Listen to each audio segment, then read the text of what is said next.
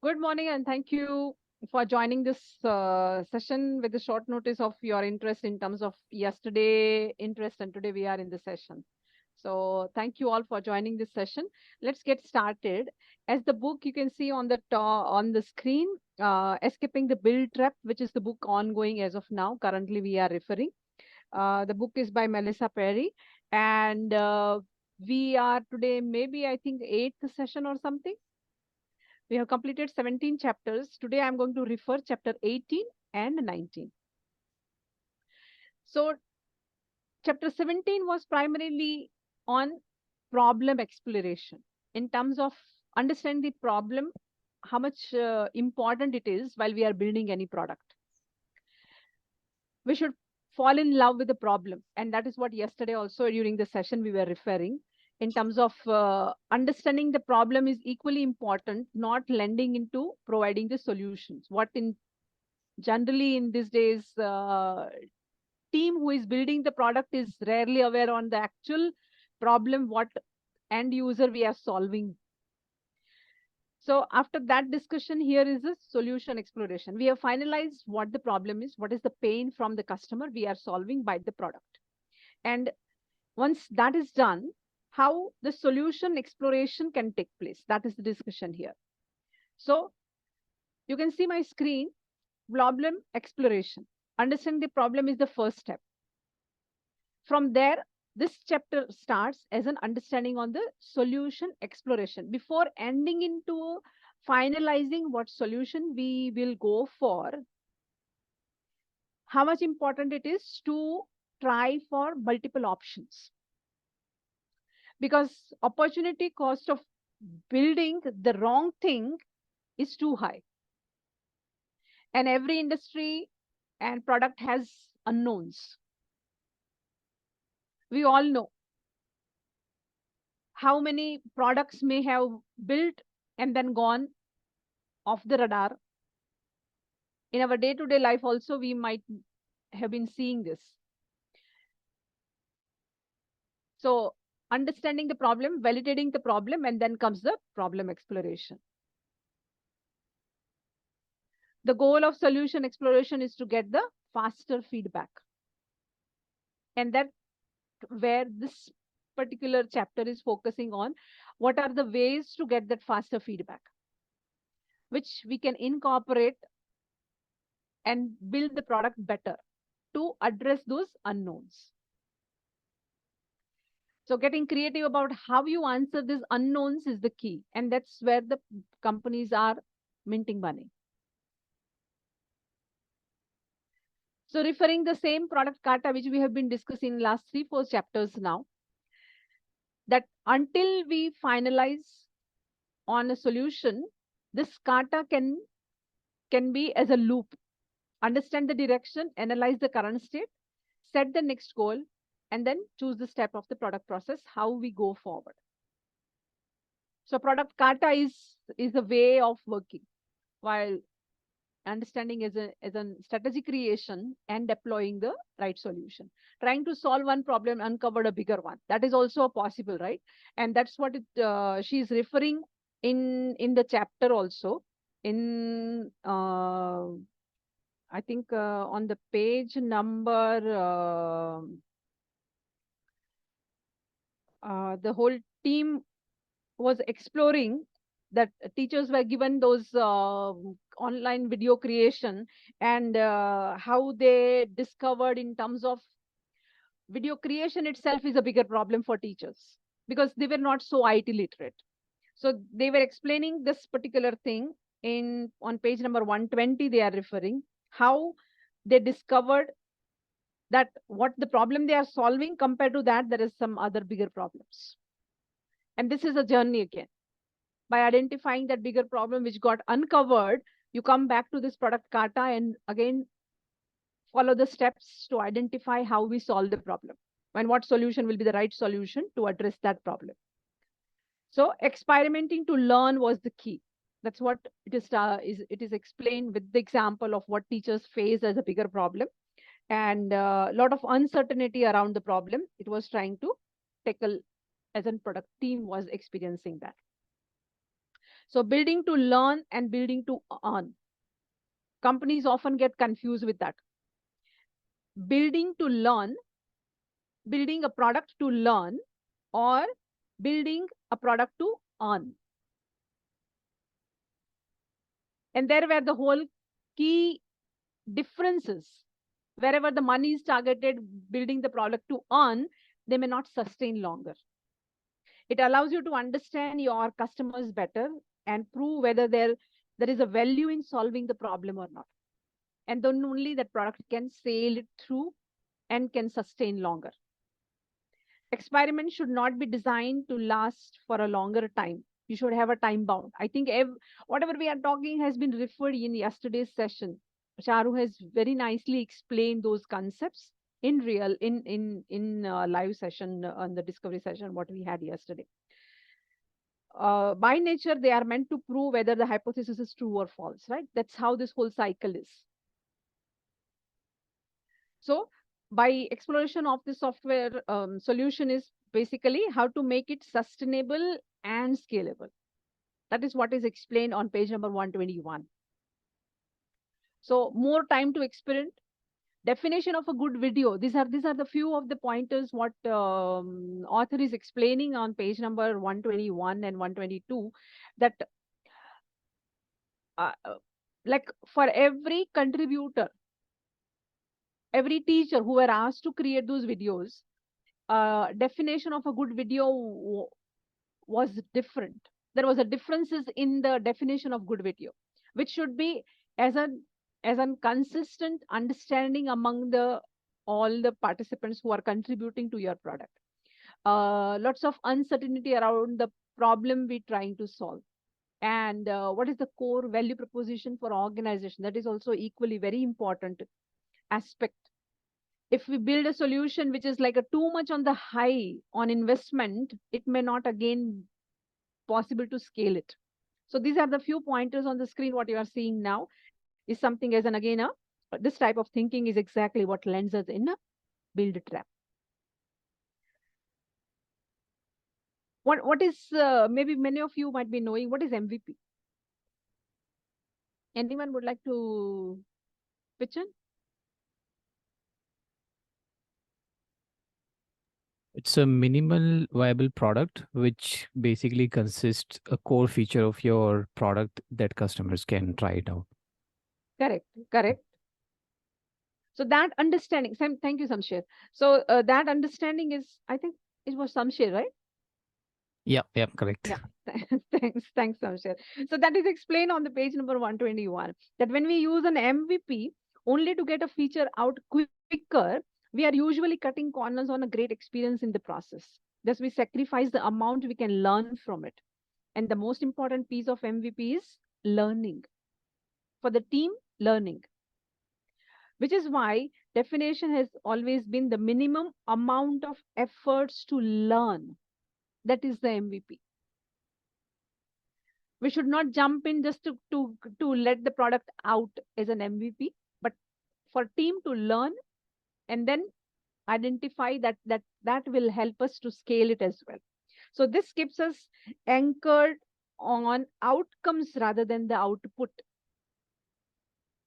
So due to the misconception of this term MVP, we have used, the author is referring that MVP, they have stopped using this term itself. And then they feel more in terms of talking more about solution experimenting. And these experiments are designed to build companies learn faster. And again, she is referring to product Kata is a great tool for grounding people in learning. And it always asks the question is, what do you need to learn next? If you see here also, they are putting more emphasis on learning. So here, she's putting as an experiment to learn 3 different examples. Concierge, Wizard of Oz, and concept testing. These are the 3 different examples for solution experiment. Now, I have a question. Anyone on the call have ever used this? Any of this? as in ways of experiment in learning or experiment in solution exploration?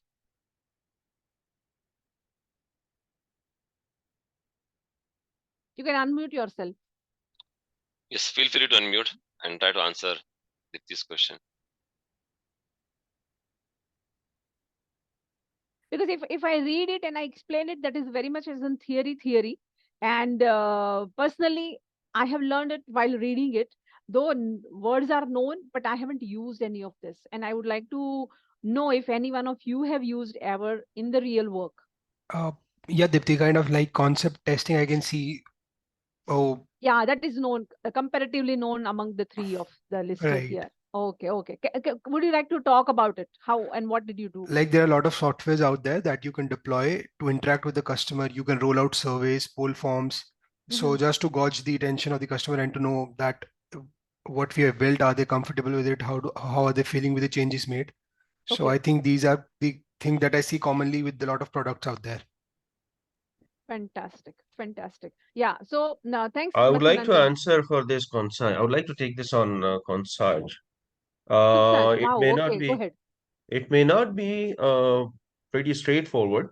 I mean, pretty straight fit to what I have done. Mhm. This was during the building of one of the one of the products.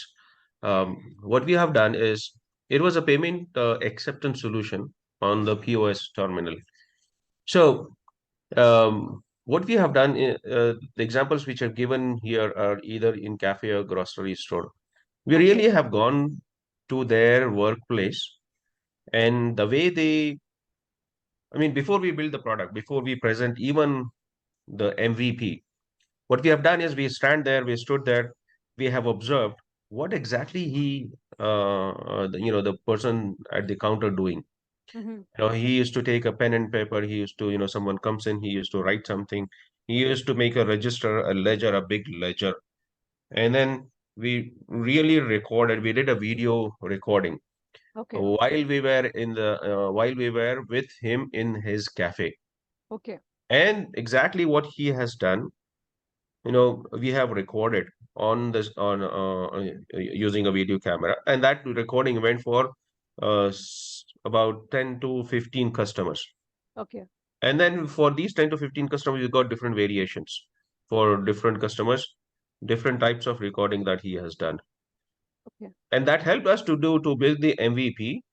And the MVP, see, we did not want to give an MVP how we think that he should use, but we Mhm. gave the MVP exactly the way he is doing it there. Fantastic. Yeah, that was the experience. And then that was well accepted.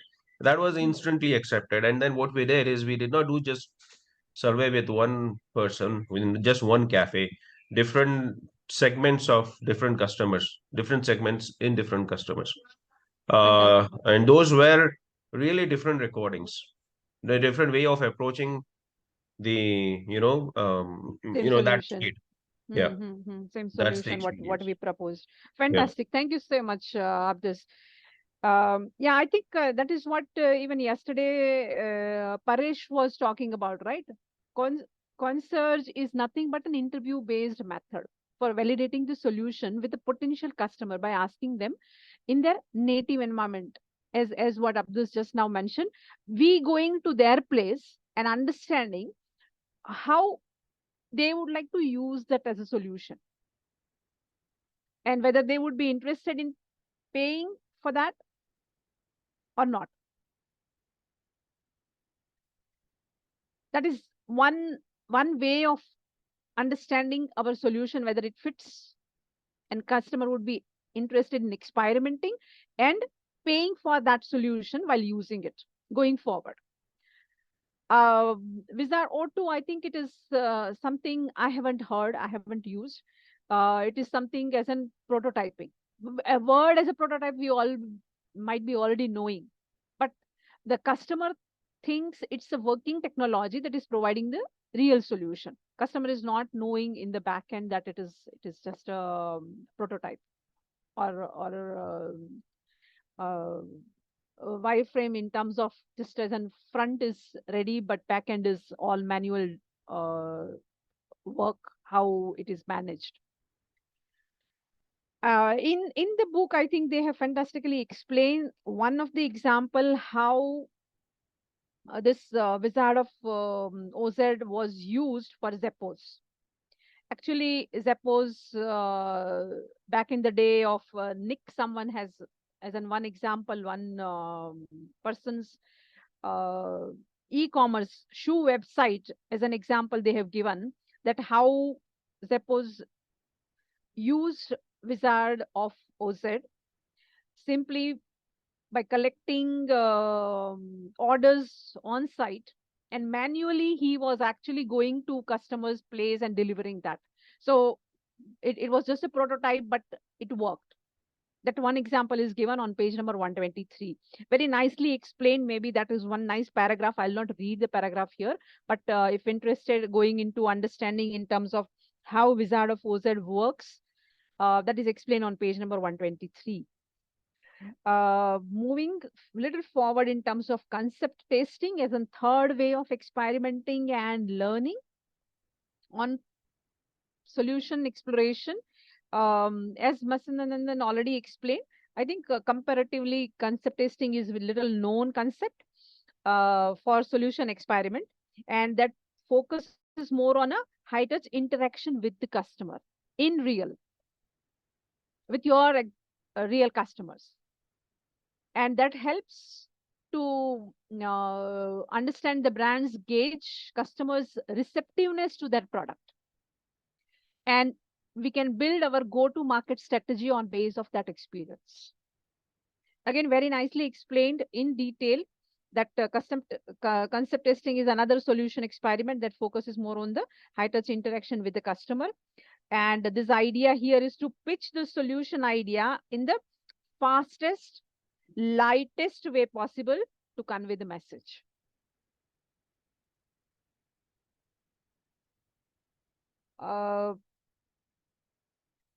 A/B testing is something another, it is explained similar to Wizard OZ. You would not want to use A/B testing in two instances if you are still very unsure about your solution direction, or if you did not have enough traffic to those pages for the result to have a statistical significance. I think A/B testing is also very commonly used as an option to experiment. So this was all about chapter 18, I think. Yeah. Anyone has read this chapter and have anything more sharing before we move on further?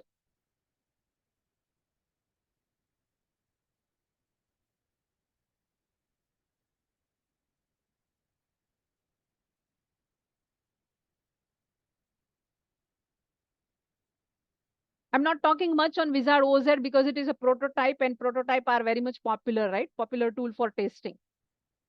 Because prototype is something, it don't require any code. And many software products are very, very commonly using it.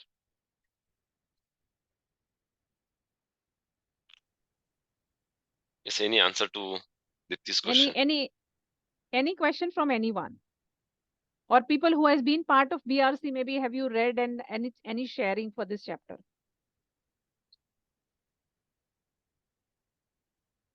No? Yes, Okay. no, come on. So, Hope you so all have a good breakfast. I just want to mention about Wizard of Oz that Okay. Dipti mentioned about Zappos company, right? And I think I've read that after their successful delivery of the products on Zappos, Amazon actually acquired that company Oh yeah. long ago, and they have used the same concepts from Zappos to deliver the books. So when Amazon started delivering books, they used to take the orders. Yes, only books. And then they go to stores and then they buy that book and then pack it and then deliver it to the customer. So that's the idea they've taken from Zappos, and I think it also helps them become very successful. Now you can see everything is sold on Amazon based on that concept now. Right. So they were buying books or shoes from respective stores and then using UPS, which is like our courier service in US, using UPS for delivery, personally going and delivering. Thanks Great. for adding that, Samshir. So primarily this whole chapter, they have given an example of giving the vision experiment also with picture on page number 128. But primarily this chapter is learning reduces the risk. That is what is more focused on chapter 18. The goal of solution exploration is to get faster feedback. The opportunity cost of building the wrong thing is too high. And every industry and product has unknowns, and getting creative about how you answer these unknown is the key, and that's what is focused of the chapter 18. So I have one question related to the concept of MVP, right? So during one of my interview, the CTO asked me that you want to build, if you want to deliver the product, what is the first thing that you're going to do, right? So based on experimentation and all the learnings, I suggested that we'll go ahead with building a small MVP, and then we will show it to the customers. The answer that I got from CTO is nobody wants an MVP, right? Because they want a full-fledged product. Then how do you convince customers that this is something we have built and we will be going to give you more features on this product later on, once you agree that this is solving your current problem? So how do you approach that concept of MVP and showing it to the customers? Great, Shamshir. So I think it is the interview question. That's perfectly fine. But still we will answer over here, because this is the platform for us to grow, right? And I think here we have Imtiaz who can answer this question in a very nice way. I was thinking that way. Yes. So I think I need to share. I like to draw that Gaussian curve all the time. So there are something called as early adopters, and there are late adopters, and then the users actually. Okay. You want to share some screen or something, Imtiaz? Let me. This Yeah, I is normal stopped graph, right? Sure. Yeah. Yeah. So this is what everywhere we use, right? Right. Right from your BP, a story about BP. Okay, I'll tell that story later. So this is where like early adopters will come somewhere here, and then most of the people will come here later, and this is where you have the crowd which will continually use later. So the early adopters are the ones which will encourage you, or they are the ones who want to try it out first. So even if they have half broken, that is they are ready to use. Second thing is that the pain point is so much that they are okay with whatever you are giving from there. Like he's so hungry that okay, even dosa without chutney is okay. So if you are in such a segment, or you create a segment that is a more of a painkiller kind of thing, then you will be able to get this. Otherwise, probably you don't have the business. Then you are probably into the valuation game, and where you are just trying to target the number of user acquisitions, and that's where I think majority of the companies going bust also here in this area, because they are looking from the more user acquisitions, and then they are spending too much of money in acquiring, but business case still not sure. So my philosophy, at least, I go in the path of acquiring a customer who will pay me. So this section, they will allow you to test the MVP, so they don't mind. So you need to figure that out. So going into the market, going belly to belly is what is more important. So at least 20 people you should visit. Yeah. Awesome. This is definitely a good explanation. Great. Thanks, Imtiaz. Yeah, I have some more. Plus you have some loyal customers, and the sales team plays a very critical role here. The sales team builds a kind of a friendly relationship with the customers, and those top few 5%, they really help to validate the MVP. There is a catch here. Sales, typically there are two types of approaches, where like one is the sales guys, if they are in the field and they are just listening and then giving you the input, and then they are allowing you to solve the problem, then it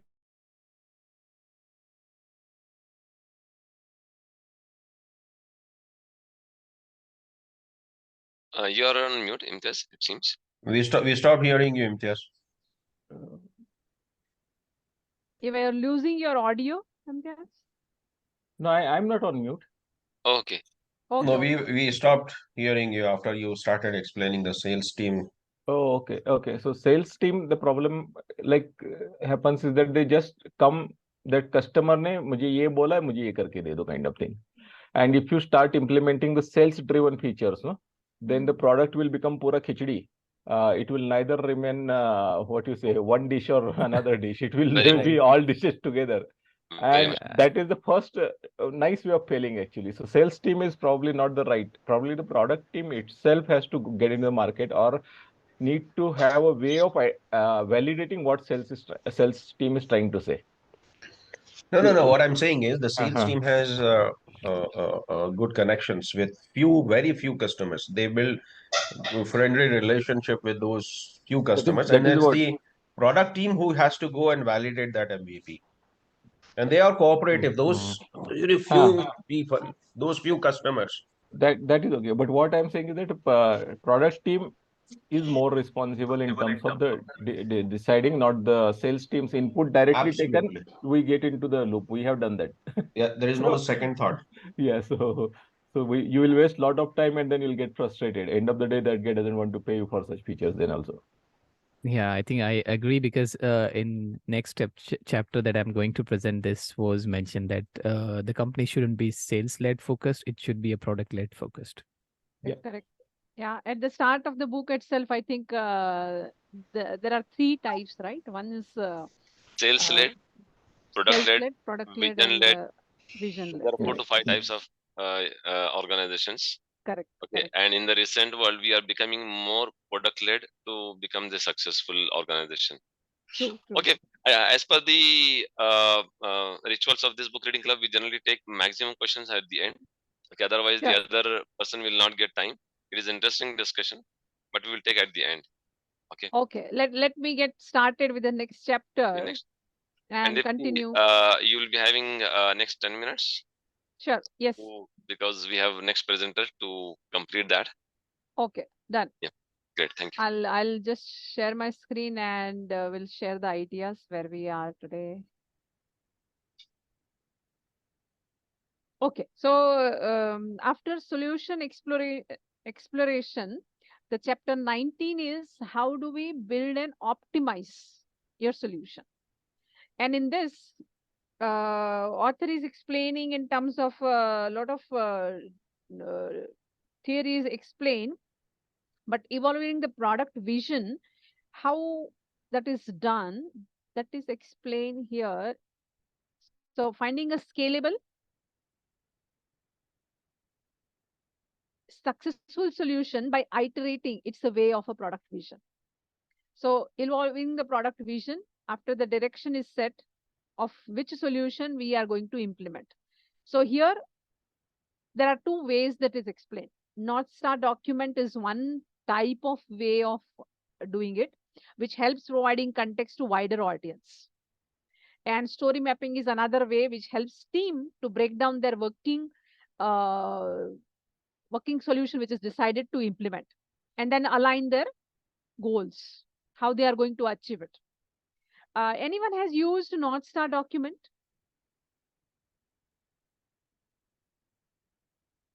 In real? No. We kind of not document, but Northstar Metrics we call it. That helps actually. Yeah. So Northstar document is something where they have aligned as a Northstar metrics, and we'll see. Let's see some of the example there. So this is how Northstar metrics that the company uses as a focus for their growth, and it is aligned as in purpose, vision, mission, and values. You can read more about this NSM Northstar metrics. I have given the link. I can share the presentation. Anyway, it will get uploaded, so you will get to see. Very nice explanation is mentioned here in this website, Grow with Word, Northstar Metrics, detailed explanation. And I'm going to show you some example also here. Northstar Metric example. Many of the companies listed here, I'm sure all of you, it is known to you, right? So for Facebook, what is the NSM as an example? Their monthly active user, which shows their growth. One of the example in yesterday's session, you may have seen for the case study which was given. So time spent listening, and that is exactly for Spotify. For Amazon, NSM is something number of purchases per month, what happens. And this shows the growth of the company, how the product is used as a solution to solve their problems as an end user. Like you and I are end user of Amazon. But whether we are just doing window shopping and surfing or making actual purchase, that makes company grow as an Amazon. Booked night, that is for Airbnb. Messages sent is for WhatsApp. For Uber, like rides per week, right? Are we just showing, are we just seeing how much kilometer it is and what it will cost and book on Ola? It doesn't serve the products. Usability is not increasing for Uber. Are we using it to book my ride? That solves, that helps company to grow as an Uber. So rides per week. So these are some of the examples for Northstar document, and how Northstar document explains the product in a way that can be visualized by the entire team and company. And this includes the problem it is solving, the proposed solution, the solution factors that matters for success and outcomes of the product will result in. So Northstar are a great of providing context to wider audience. Similarly, next thing was story mapping. So story maps can help team discover user activities or functionality that might have overlooked. By putting it as a map, it helps entire team to visualize how those are connected, how those pieces are connected to make one complete product. So story mapping is a highly collaborative method that uses visual thinking and aims to establish a shared understanding in a cross-functional product team. It's not just like another mapping method, but to bring different worlds of design, development, and business in product development process. And this is very creative in a way. I think this is one of the example, like by understanding the goal, how you are solving the problem, bridging the gap between the design and development team. And then anatomy of the map, how each piece is contributing to reach the product goal. And it's very much as a visual. You can create paper pen based how the whole map can be. And maybe detailing of each of those pieces can come as a separate next stage of detailing, of course. But the whole this story map can be at high level on the how we are going to release this product as in product goals can be achieved. So story mapping helps team break down their work and align their goals. And story mapping is to think through all the factors needed to deliver a successful solution. This included breaking down each desired action from the user standpoint, basically. There is a nice video on understanding the cost of delay. If we do not prioritize, how we pay the penalty. So CD3 is a concept explained here, importance of cost of delay in prioritizing the work. And it combines the urgency and value. If identified solutions not going to market, how we are losing it. That is explained here.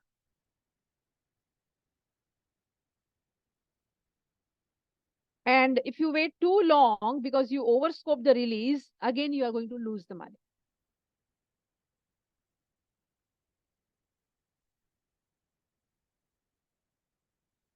principle of product development flow, which is explained by Don Rienston. I think very nicely the importance of cost of delay in prioritizing the work is explained. Primarily, this is nothing but a trade-off between the amount of value you can capture with the scope of the release and the time it takes to get out of the door.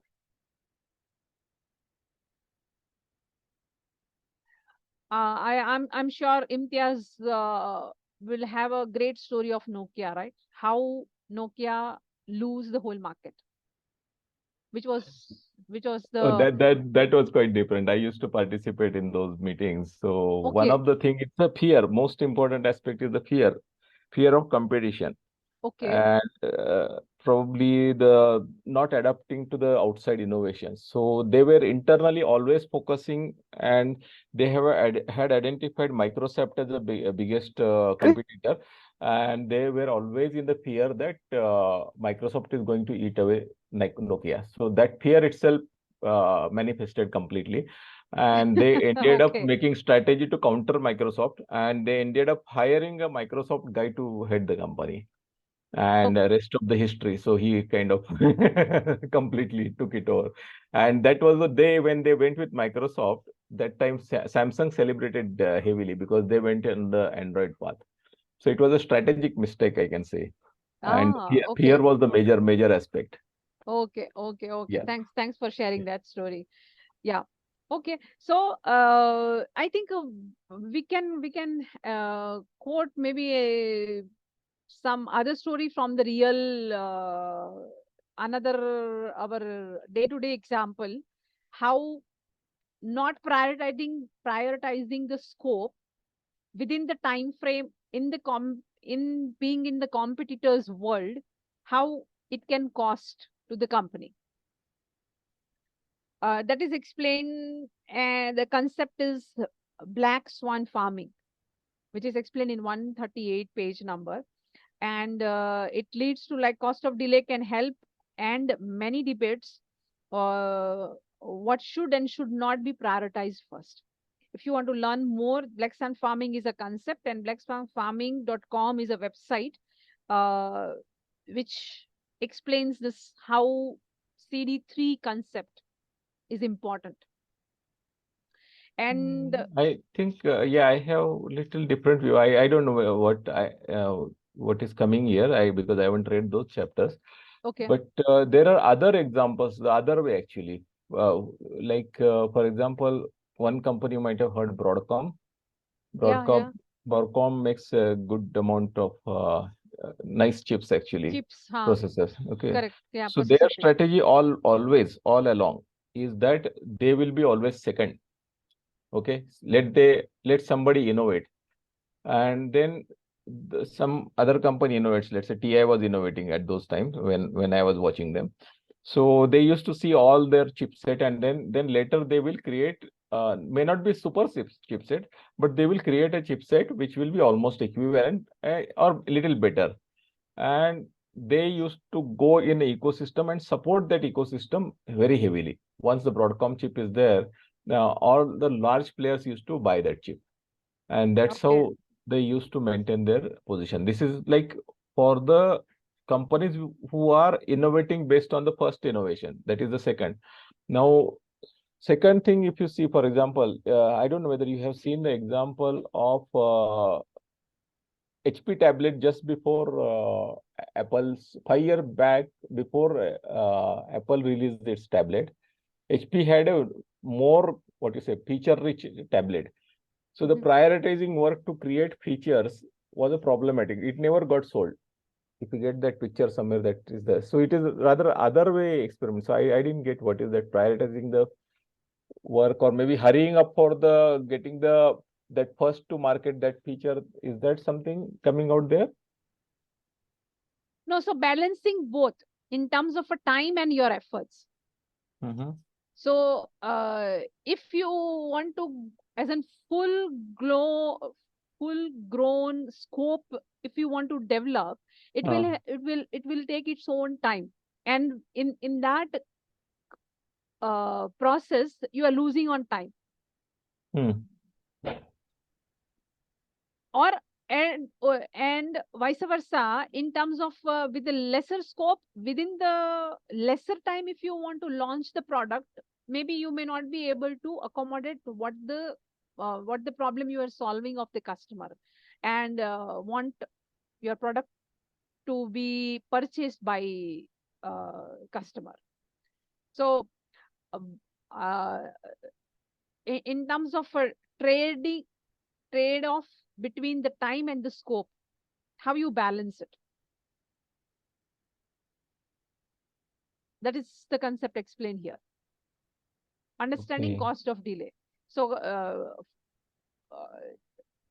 getting the product launch later on the time frame, you are losing the target audience which were waiting for your product to buy. Yeah, actually, if we see, as there are multiple scenarios, some people are thinking that, okay, I should be first in the market. And just now Imtiaz has given the example that, okay, no, we'll be second in the market. And they have the different strategy. So from these techniques, what I understand is that, okay, the cost of delay divided by the duration. So this is the one technique for certain organizations. Yes, And who yes. wants to follow the philosophy of that, okay, I should be the first in the market. If I'm third or fourth, then it is going to be a problem. But if my organization strategy is going to be the second in the market, not first, but I'm going to support in a better way. So that is strategy of revenue, that is strategy for the customer satisfaction might be different. This is what I can Correct. feel from this conversation over Yes, here. yes, I that's true. have one great example here. This is there are two giant um, companies in UAE.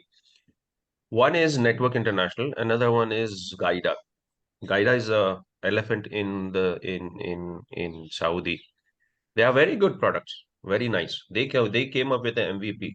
It got accepted, and the Network International went slowly because what they did is they have a strategy to look at the the fall feeds that the Gaida is putting in the country in the new region, and of course they are the biggest rivals of each other. Now, the Network International went ahead in the market as a second in the market with a strategy. They have a full force. As soon as it got launched, they identified the fall feeds that they went into the market, and then they have a full force. Even before the Gaida, rectified their mistakes, Network International went into market like a splash, like a splash of a camera, and now they throw away Gaida from the market like it never existed. Something which is like an elephant in another market has no place in the new market to sustain. So it's all the strategy of the launching of the product and the preparedness. Yeah, true. So product launch strategy, one of the product launch strategy we can say. And this is important to remember that after you ship the first version, though you are not technically done, you still need to reach your goals as a complete product, how you will be doing it. And there where our commonly known and our own term definition of done comes into picture. How you define that DOD. So real DOD is a different measures of quality. Where are two concepts comes into picture as in like definition of done and acceptance criteria. So version 2 is the biggest lie in the software development. That's what this author says. You should keep in mind that how you uh, sense and respond customers need. Instead, Tom should be working like the market lead team by setting up success criteria. And success criteria should be known before launch, while measuring and iterating until they reach version 1 should be looked as a hypothesis, just like any other work. And if we launch the feature and it is not hitting our goal, we need to be comfortably rolling it back. And there were what just now Abdus was explaining, that cardia, right? That example. How product can be vanished from the market. So you should always be diagnosing the problem and trying to understand and how to solve it. Understanding on how to solving it, that is very important. And these are the marks for the product-led company. Process and framework get you only so far, right? In the ways of success. But culture, company culture, policies, and structure are the things that really set a company apart to thrive in the product management. And that is very important. So with this, I think the chapter 19 ends. We can have open forum on any of the concept or terms which I have covered here.